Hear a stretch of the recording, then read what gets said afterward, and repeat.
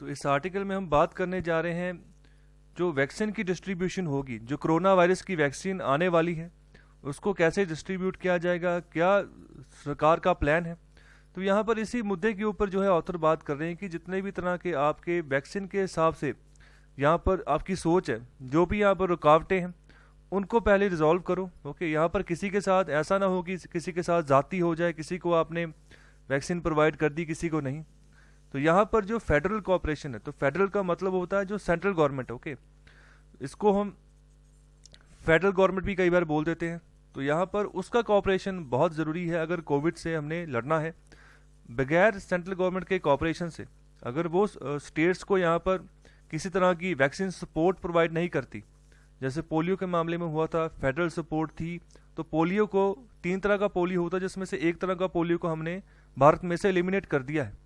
Okay, तो यहाँ पर अगर फेडरल गवर्नमेंट अच्छे से कोऑपरेट नहीं करती तो हम कैसे एलिमिनेट कर पाते। तो वैसे ही अगर कोरोना वायरस को यहाँ पर एलिमिनेट करना है तो उसकी यहाँ पर वैक्सीन ज़रूरी है।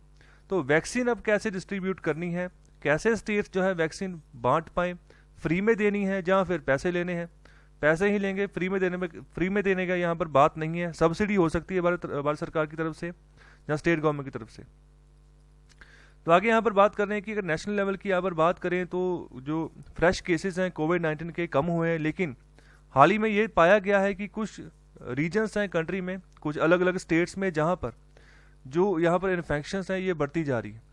तो यहाँ पर 8 सबसे वर्स्ट अफेक्टेड स्टेट्स हैं जिनके चीफ मिनिस्टर के साथ यहाँ पर इंटरेक्शन हुई है प्रधानमंत्री जी की। तो वहाँ पर भी उन्होंने यहाँ पर बात कही है कि हम जो है इसके खिलाफ जंग जारी रखेंगे। ओके, तो यहाँ पर आगे बढ़ेंगे, हम जो पैंडेमिक है इसको यहाँ पर इसको एलिमिनेट करके ही रहेंगे। ओके, तो आगे यहाँ पर बात की उन्होंने कि यहाँ पर अगर हम जो प्रिकॉशंस यूज़ कर रहे हैं, ठीक है, तो यहाँ पर इसके ऊपर उन्होंने यहाँ पर खुशी जाहिर की कि अगर हम अच्छे से प्रिकॉशंस यूज़ कर रहे हैं, मास्क वेयरिंग की, सोशल डिस्टेंसिंग की, अपने हाथ जो है समय समय पर धो रहे हैं, अगर बाहर से शहर के बाहर गए या शहर में घूम फिर के घर वापस आए हैं तो आते सबसे पहले अगर हाथ धोने की प्रैक्टिस आपकी हो गई है, हैबिट हो गई है, तो बहुत अच्छी बात है।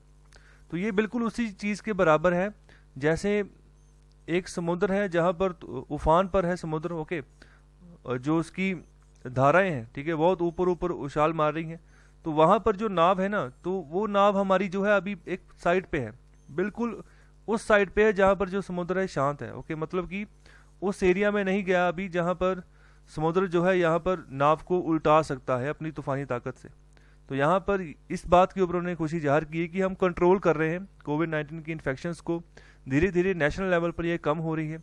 जो मिनिस्ट्री ऑफ फैमिली वेलफेयर है, ओके, तो यहाँ पर उनके द्वारा भी जो डेली बेसिस पे डाटा आता है तो उसमें भी जो ट्रेंडिंग है उसमें यही दिखाया जाता है कि जो केसेस हैं वो लगातार कम हो रहे हैं नेशनल लेवल पर, लेकिन कुछ स्टेट्स ऐसे हैं जहाँ पर बड़े भी। तो यहाँ पर जो टेस्टिंग है, हमें कैसे अप्रोच क्या लगानी है अब आगे आने वाले समय में, जो टेस्टिंग है इसका आधार बड़ा करना है। और ट्रेसिंग का कहने का मतलब है कि अगर जिसका टेस्ट किया अगर वो पॉजिटिव पाया जाता है तो उसके साथ जितने भी कांटेक्ट में थे, जितने भी लोग, उनको ट्रेस करना है, ट्रेस करके उनको वहीं पर जो है क्वारंटीन कर देना है और ट्रीटमेंट करनी है। तो ट्रीटमेंट अब सही से तभी हो पाएगी जब वैक्सीन आएगी। पहले तो इन्होंने जो क्वारंटीन किया है तो उसका तो सिर्फ ऐसा ही था कि जो 7 से 14 दिन के बीच में जो सर्वाइव कर गया वो उसको कोरोना हट गया, ठीक है, जो नहीं कर पाया उसकी डेथ हो गई।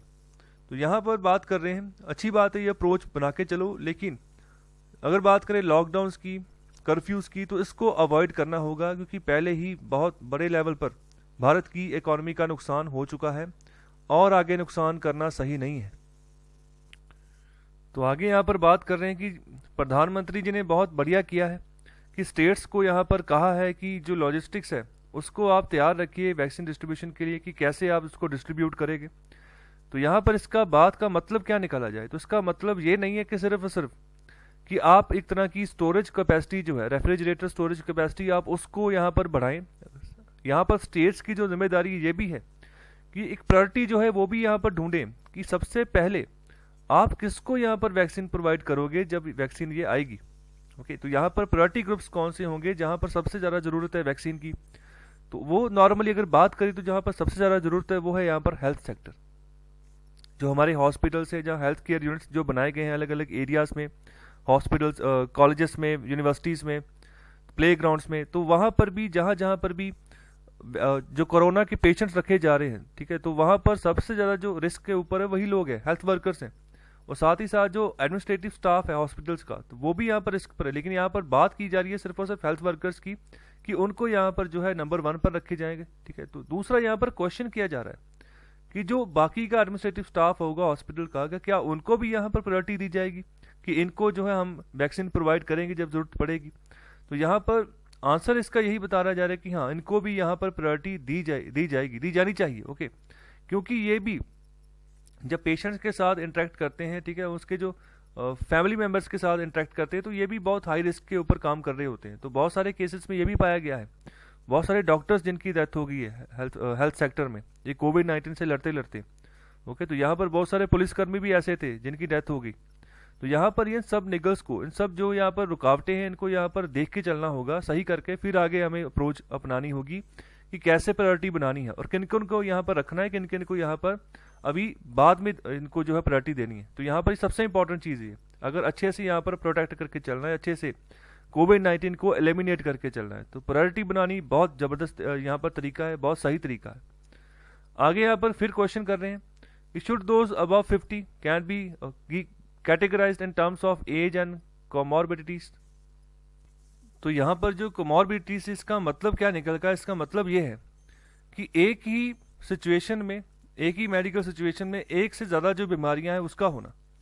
तो यहाँ पर मोस्टली जिनकी डेथ हो रही है उसका रीज़न यही है कि उसको सिर्फ और सिर्फ कोविड नहीं है, उसको कोई ना कोई दूसरी बीमारी भी है। फॉर एग्जांपल जो एनसीडीज़ हैं, एनसीडीज़ का मतलब जो नॉन कम्युनिकेबल डिजीज़ हैं, जैसे फॉर एग्जांपल डायबिटीज़, ओके, इसके अलावा ट्यूबरकुलोसिस हो गया, या हार्ट रिलेटेड कोई डिजीज़ है, तो ये सभी यहाँ पर जब एक से ज़्यादा बीमारी का यहाँ पर मिश्रण हो जाए तो वहाँ पर हम वर्ड यूज़ करते हैं कमॉर्बिडिटीज़, ओके। तो यहाँ पर इनके ऊपर भी यहाँ पर क्या फोकस किया जाएगा, क्या उनको यहाँ पर कैटेगराइज किया जाएगा जिनकी उम्र यहाँ पर 50 से ऊपर है, और साथ ही साथ वो लोग जिनकी यहाँ पर 65 से ऊपर है, एंड ओल्डर विद कमॉर्बिडिटीज़, मतलब साथ ही साथ दूसरी बीमारी भी उनके अंदर पनप नहीं है, तो यहाँ पर वो लोग भी यहाँ पर बहुत हाई रिस्क पे यहाँ पर ज़िंदगी जी रहे हैं, ओके। तो यहाँ पर अगर बात करें, अगर सिंपली अगर 51 ईयर ओल्ड कोई यहाँ पर है, ओके, तो उस हिसाब से अगर बात करें यहाँ पर कि जहाँ जहाँ पर भी एनसीडी यहाँ पर आ गई है ना, जहाँ फिर कोई और बीमारी आ गई जहाँ पर आपने कोविड का ट्रीटमेंट देना है, जिसको कोविड का इन्फेक्शन भी हो गया है, तो हमें यहाँ पर फोकस करके चलना है कि ऐसे लोगों को भी यहाँ पर जो है प्रायोरिटी बनानी होगी। तो यहाँ पर अभी भी क्वेश्चन है कि क्या ये किया जाएगा ऐसे। अभी तो फिलहाल सिर्फ हेल्थ सेक्टर के ऊपर ही फोकस कर रहे हैं कि हाँ, इसको सबसे पहले जो है प्रायोरिटी देंगे, जो यहाँ पर न्यूज़ है हेल्थ मिनिस्ट्री की ओर से। तो यहाँ पर यह भी क्वेश्चन है कि जो लोग यहाँ पर दूसरी बीमारियों से यहाँ पर ग्रसित हैं, उनको भी रिस्क है, तो क्या उनको यहाँ पर सही करेंगे, उनको प्रायोरिटी देंगे। आगे फिर बात कर रहे हैं, but should those in the age range 50 to 65 be further subdivided into those with comorbidities and those without. वही बात कि यहाँ पर जिनकी 50 से 65 साल के बीच में उम्र है, क्या उनको यहाँ पर सब डिवाइड करेंगे कि जिनको बीमारियाँ पहले से हैं उनको आप अलग रखो, ठीक है, और जिसको पुरानी कोई बीमारी नहीं है, सिर्फ कोविड का इन्फेक्शन हो गया, उसको अलग रखो, ओके। तो इन चीज़ों को भी आपको जो है यहाँ पर एक कंपैरेटिव बना के चलना होगा, अगर सही मायने में हमने अच्छी अप्रोच बनानी है, अच्छे तरीके से आगे बनाना है। देखो, प्लानिंग जो होती है ना, प्लानिंग बहुत अच्छे से करनी होती है। अगर अच्छे से प्लानिंग करके चलते हैं तो रिजल्ट्स अच्छे आते हैं, नतीजे अच्छे आते हैं, और जो है इकॉनमी को जो है नुकसान जो है वो कम होता है। तो ये डिपेंड करता है हमारी सरकार के ऊपर, जो हमारे हेल्थ वर्कर्स हैं और जो हमारी स्टेट गवर्नमेंट्स हैं, वो क्या पॉलिसी अपना कर चलती हैं। वहाँ पर जो ब्यूरोक्रेट बैठे हैं वो क्या डिसीजन, क्या सोच जो है यहाँ पर आगे बताते हैं चीफ मिनिस्टर्स को या प्राइम मिनिस्टर को। तो आगे यहाँ पर फिर क्वेश्चन किया गया है कि यहाँ पर जो 50 से 65 साल के बीच में जिनकी उम्र है, जो डायबिटीज़ के यहाँ पर जूझ रहे हैं, तो वो भी यहाँ पर बहुत बड़े पैमाने पर रिस्क के ऊपर, अगर उनको इन्फेक्शन हो गया है कोविड का, तो साथ ही साथ बात करें कि वो भी डिजर्व करते हैं कि वहाँ पर भी वैक्सीन प्रायोरिटी उनको दी जाए। अगर उसको कंपेयर करें, अगर किसकी उम्र 65 साल से ऊपर लेकिन उसको यहाँ पर दूसरी कोई बीमारी नहीं है, तो यहाँ पर उसके मुकाबले ज़्यादा प्रायोरिटी की ज़रूरत है उसको जिसको साथ में दूसरी बीमारी है। आगे बात कर रहे हैं, फिर क्वेश्चन कर रहे हैं, should the distribution of vaccine batches among states be based on population और the infection rate, okay, so as to maximise the vaccine impact. तो यहाँ पर क्या ऐसे इस तरीके से यहाँ पर डिस्ट्रीब्यूशन होगा कि यहाँ पर जितनी ज़्यादा पॉपुलेशन होगी तो उस हिसाब से यहाँ पर जो है वैक्सीन भेज दी जाएगी, या फिर इन्फेक्शन रेट के हिसाब से यहाँ पर वैक्सीन भेजी जाएगी। तो यहाँ पर किस तरीके से कौन सा अप्रोच यहाँ पर अपनाया जाएगा, तो इसके ऊपर भी क्वेश्चन कर रहे हैं।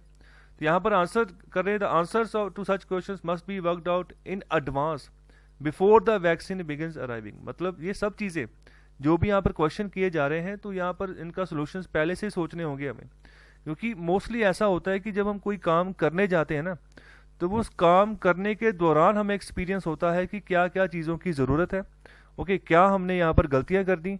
फिर बाद में हम एग्जामिन करते हैं जब वो काम पूरा हो जाता है कि ये काम को अगर हम अलग अप्रोच से करते तो शायद ज़्यादा बढ़िया होता, ओके, शायद बेनिफिट ज़्यादा को पहुँचता।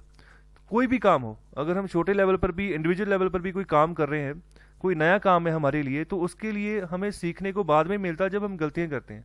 लेकिन अगर अच्छे से प्लानिंग करते हैं, प्लानिंग कैसी होगी, अगर अच्छे से विचार कर लेंगे, अगर उसी मुद्दे के ऊपर अच्छे से विचार कर लेंगे किसी एक्सपर्ट के साथ, अपने से जो बड़े हैं उनके साथ, तो हमें जो है एक अच्छी प्लानिंग हम कर सकते हैं। जितने कम से कम यहाँ पर ऑब्स्टेक्सल जो होते हैं, रुकावटें होती हैं, उनको हम क्रिएट करेंगे अगर प्लानिंग के हिसाब से हम चलते हैं, ओके। तो अगर उसमें भी गलतियाँ होती तो हम सीखेंगे, ओके। लेकिन अगर कोई प्लानिंग नहीं की, ऐसे ही आगे बढ़ते जा रहे हैं, तो फिर हमारे पास कोई तरीका नहीं है, कोई अप्रोच नहीं है, ओके। तो फिर वही बात होगी, मतलब पढ़े लिखे भी हैं लेकिन हरकतें जो हमने कर दी, काम कर रहे हैं, वो पढ़े लिखे वाले नहीं हैं। तो यहाँ पर ये चीज़ हमें अप्रोच करके चलना है।